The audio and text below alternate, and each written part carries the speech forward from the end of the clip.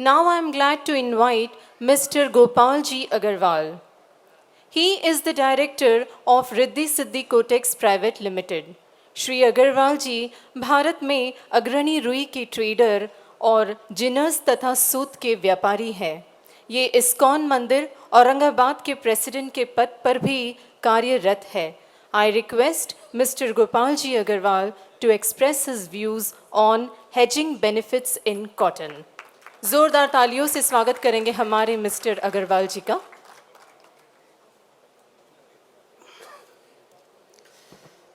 आदरणीय मंच पे आसीन सभी महानुभाव, सामने बैठे हुए हमारे बड़े भाई साहब मिस्टर पप्पू भैया राजपाल, अतुल जी गणात्रा, अरुण जी सेक्सरिया, महेश भाई शारदा और सभी दूर से पधारे जिनर्स, एक्सपोर्टर, स्पिनर्स, उनको मैं अपने सबसे मैं भी छोटा होने के कारण से एक सादर प्रणाम करता हूँ।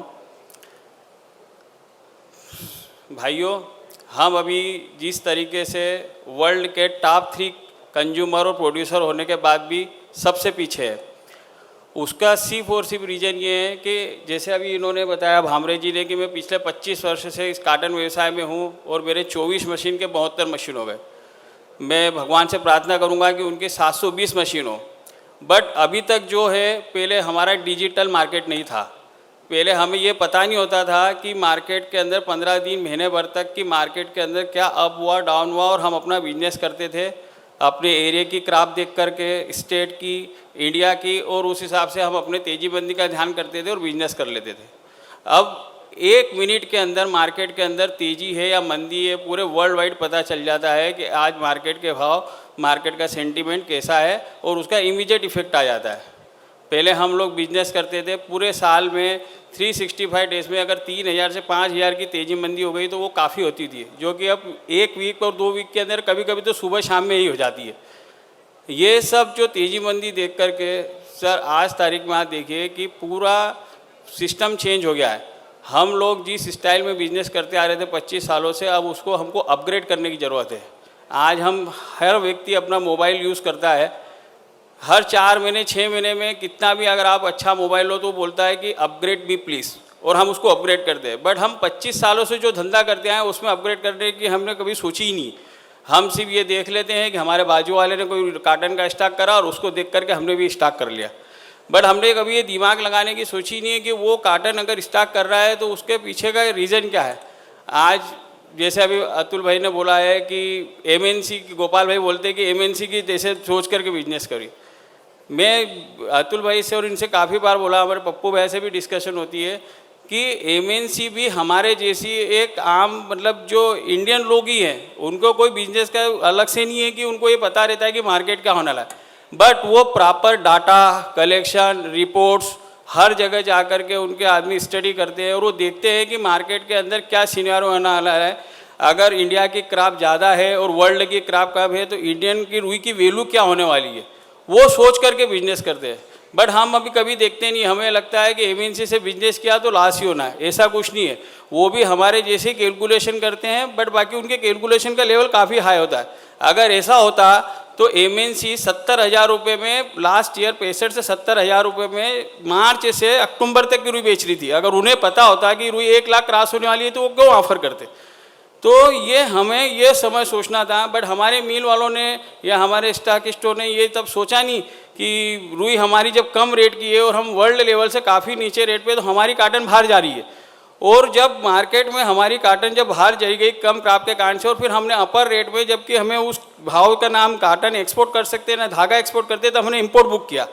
अब हम किसी को जिम्मेदार खुद अपने लाश के लिए करते हैं, क्योंकि हमने सिर्फ देखा देखी में या भी विगत कैलकुलेशन में सिर्फ मार्केट का सेंटीमेंट देख करके और बिजनेस कर लिया।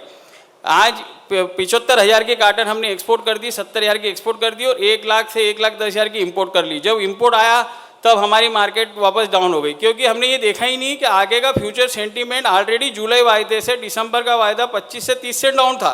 और ये कॉटन जब आएगी तब क्या पोजीशन होगी, उस समय उस स्पिनर्स को उसके अंदर मार्जिन है या नहीं है, वो उस भाव का धागा एक्सपोर्ट कर पाएगा नहीं कर पाएगा।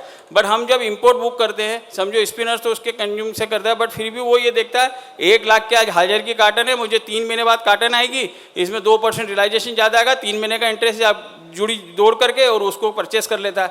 बट वो ये नहीं देखता है कि उस दिन 3 महीने बाद जब ये काटन हमारे घर में आएगी तब हम इसका धागा एक्सपोर्ट कर पाएंगे या नहीं कर पाएंगे, वो उसका वो कैलकुलेशन रहता नहीं है। उसके इंपोर्ट हो रही है, इसका मतलब हम वर्ल्ड लेवल से काफ़ी ऊंचे हैं, तभी तो वर्ल्ड की काटन इंपोर्ट हो रही है। तो हमने हमारी काटन बेचना चाहिए।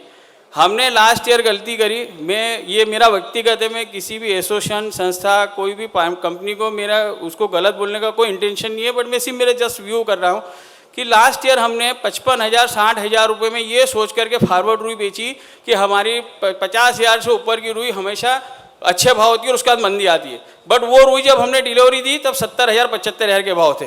फिर जब हमने 1 लाख का जब रुई देखा और रुई 1 लाख देखने के बाद हमें लगा कि ये रुई 85,000 रुपये में 80,000 में फॉरवर्ड मिल रही है, हमने वो सोच करके खरीद लिया, क्योंकि 1 लाख रुपये हमारे दिमाग में थी कि 80,000 से नीचे क्या होगा, और आज वही रुई में नुकसान हो रहा है। तो हमने वो जब परचेस और सेलिंग टाइम पे हम उसका कैलकुलेशन नहीं करते हैं, क्योंकि हमने कभी उस चीज़ में डीपली दिया ही नहीं। जैसे अभी महाजन साहब ने अच्छा डाटा बताया कुछ है, बट मैंने कितने भाइयों ने देखा है कि सिर्फ उसको एक उन्होंने देख लिया, बाकी उसको कोई दिमाग नहीं लगा, कुछ नहीं। उनको बस ऐसा लग रहा है कि भाई इस साल फसल बहुत अच्छी है, काटन के रेट इस बार डाउन रहना है, या उनके हिसाब से कर रहा है। बट उस डाटा को किसी ने क्लियरली देखा, बहुत कम लोगों ने देखा होगा, मैं देख रहा था बैठे हुए, किसी वो उसको समझने की कोशिश भी नहीं कर रहे थे, क्योंकि उन्होंने उनके दिमाग में एक सेंटीमेंट फिक्स करा कि भाई इस बार तो हो सकता है एमएसपी आएगी या रुई के भाव 60,000 होंगे, 65,000 हो सकता है कि एमएसपी भी आए, कुछ नहीं, कोई कैलकुलेशन नहीं होता। आपकी क्रॉप 50 लाख गांठ ज़्यादा आए या 50 लाख गांठ कम आए, ये कभी भी रेट डिसाइड कर ही नहीं सकता है। पूरा खेल होता है डिमांड और सप्लाई के ऊपर।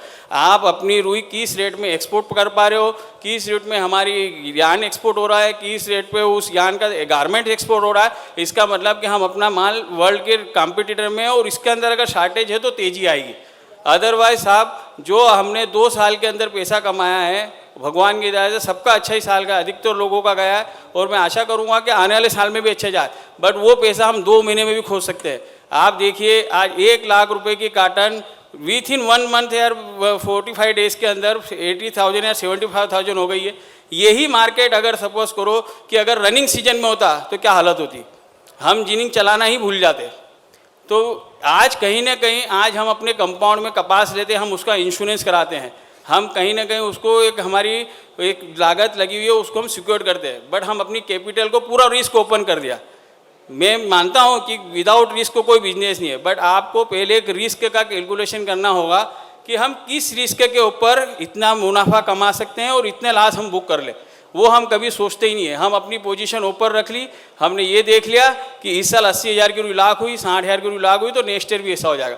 कोई ज़रूरी नहीं सर कि 60 लाख की अगले साल भी 120 हो जाए, और हो सके ये रुई वापस एमएसपी के नीचे आ जाए। हम एमएसपी के टाइम पे 1.5 करोड़ गांठ स्टॉक हुई हमारी। क्यों हुई? क्योंकि हमारी एमएसपी ही, इसका मतलब हमारी एमएसपी के रेट हमारे वर्ल्ड लेवल के रेट से काफ़ी ऊंचे हैं, इसलिए हम अपना धागा एक्सपोर्ट नहीं कर पा रहे हैं या काटन एक्सपोर्ट नहीं कर पा रहे हैं, तो वो माल हमारी गवर्नमेंट स्टॉक कर रही है। अब जब वो मार्केट कोरोना के बाद में सडनली जंप हुआ और उसके अंदर डिमांड आई, तो वही 1.5 करोड़ गांठ जो 6 महीने 7 महीने 8 महीने में सीसीआई ने परचेज की थी, विद इन 3 मंथ में 75% स्टॉक बिक गया। क्यों? क्योंकि हमारी काटन जो न्यूयॉर्क का रेट था उससे हमारी काटन जो आज ऊपर में 5,000 ऑन तक चली गई थी, जो अभी भी 2,500-700 ऑन है, वो 1,500 ऑन नीचे हो गई थी।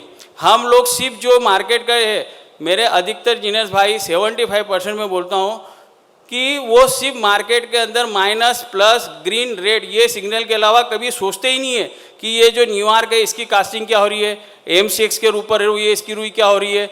उनको सिर्फ इतना है आज बाजार प्लस है या माइनस है, उस हिसाब से अपना धंधा कर लेते हैं। कुछ है, हमारा मार्जिन बहुत थीन हो गया है, हम लिमिटेड मार्जिन में काम कर रहे हैं और रिस्क पूरे अपनी कैपिटल की ले रहे हैं। किसी भी टाइम पे साहब अगर एक भी गणित गलत हो गया और इस तरह का मार्केट हुआ तो हमारी इंडस्ट्रीज कैसे जिंदा रहेगी। मेरा सबसे यही कहना है कि हर आदमी प्रॉपर इंस्टीट्यूट से या कहीं से भी आज उनका जो भी उनके सोर्सेस है थोड़ा बहुत नॉलेज ले, थोड़ा बहुत डाटा करे, अपने आप को कहीं भी सिक्योर करे। अदरवाइज आज आप देखिए कि किस लिए अब मार्केट के अंदर सेंटीमेंट कितने फास्ट चेंज होते हैं, कितनी जल्दी तेजी मंदी हो रही है। और आज आप देखिए हमने जो जिनिंग इंडस्ट्रीज कर रहे हैं, जैसे इन्होंने बताया कि मैं फार्मर्स था भामरे जी ने, और उन्होंने जिंक डाली। बहुत खुशी की बात है कि हमारा देश, हमारे दुनिया के लोग सब तरक्की कर रहे हैं। बट ये आप कोई भी बिजनेस कर रहे हो तो आज हर किसी बिजनेस में, कोई भी अदर बिजनेस में वो एक कोचिंग लेता है, ट्रेनिंग लेता है, कोई स्टूडेंट भी जाता है, कोई बड़ी बस उससे एजुकेशन लेकर के उसको सीखता है। बट काटन में हमने सिर्फ इतने की सीखा है, जिनिंग डाल लिया, उसमें कपास ले ली, जिनिंग बना ली, प्रॉफिट आया तो बेच दिया, नहीं तो गोडाउन में लगा लिया। और अभी तक इसमें हम सक्सेस भी होते आए और बहुत खुशी की बात है कि हर आदमी सक्सेस है। बट ये सक्सेस कितने दिन चलेगी अगर इस तरह से करा हुआ? अब आपको अपग्रेड होने की ज़रूरत है। और ऐसा कोई बिजनेस नहीं है साहब कि जिसके अंदर रिस्क ही नहीं है, बट हमारे बिजनेस में काफ़ी रिस्क है। हमारी कैपिटल काफ़ी लगती है, हम अपनी कैपिटल के साथ में बैंक की कैपिटल यूज़ करते हैं। अगर एक साल गलत हो गया तो आपकी ज़िंदगी भर की कमाई की रिस्क है। और मैं अब सबसे ये निवेदन करूँगा कि आने वाला साल सबके लिए बहुत अच्छा जाए और इसके अंदर हम और ज़्यादा सुधार करके तेजी मंदी का पूरा ध्यान रख करके और बिजनेस करें। यही समय की सीमा देखते हुए मैं अपना स्थान ग्रहण करूँ।